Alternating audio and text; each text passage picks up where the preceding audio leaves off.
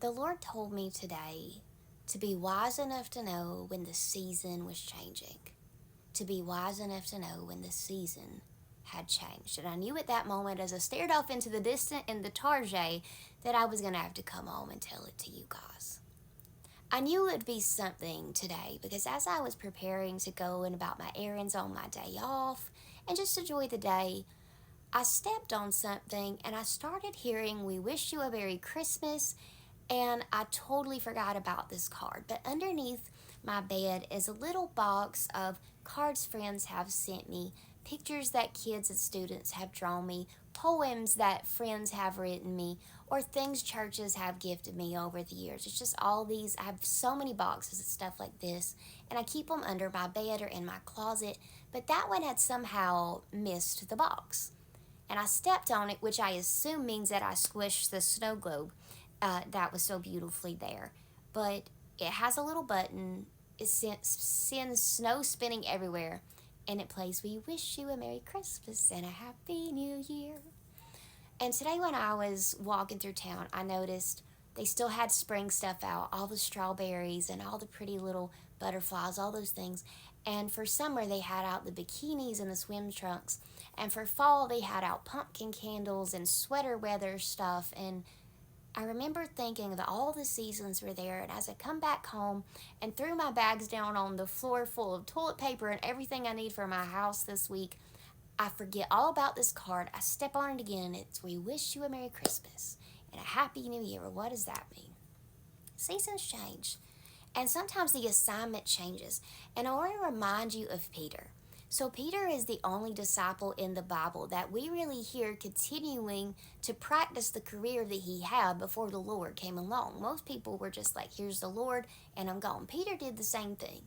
But Peter was a fisherman and he continued to fish throughout all of his discipleship with the Lord until the Lord changes his assignment. He probably still fished, but this assignment was such a big switch. You weren't a fishing disciple. You weren't a fisherman. You still were all of those things. But now the Lord said this. He said, "And I tell you this, you are Peter, and on this rock I will build my church." That's a big old assignment. The church that you know today, Peter. Jesus left out to Peter. That was Peter. The assignment is changing, but here's what I don't want you to get caught up on, okay? Is don't get caught up on thinking that the promise is changing or the plan is changing. God's will, promises still stand. Great is his faithfulness. But the assignment can change. Over the course of my career as a pastor, I've been an associate pastor, a senior pastor. I've been a staff pastor. I have been a family pastor, college pastor, children's pastor, you name it. I've done a little bit of everything. But I was anointed for different things at different seasons as I needed it. And the favor was always there, but you would move into different spaces. What you're doing may be very different. Maybe the Lord's calling you to open a business. Maybe he's calling you to work behind the scenes where nobody will ever see your face or know your name. Baby, I promise that's a blessing, even if you don't think that it is, because it can be weighty. And equally, it can be weighty behind the scenes. Think about this, though.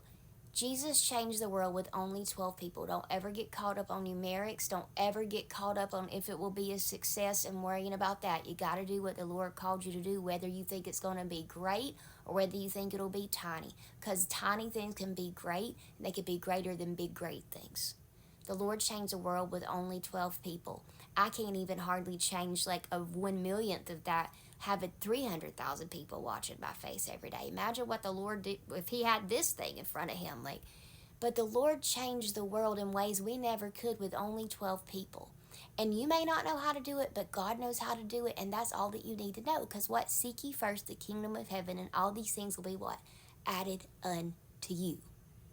The assignment may be new, but God is still the same God, and you can do this. So go ahead, wait for instructions, don't strive. But if you know the assignment is changing, just have the courage to shift with God.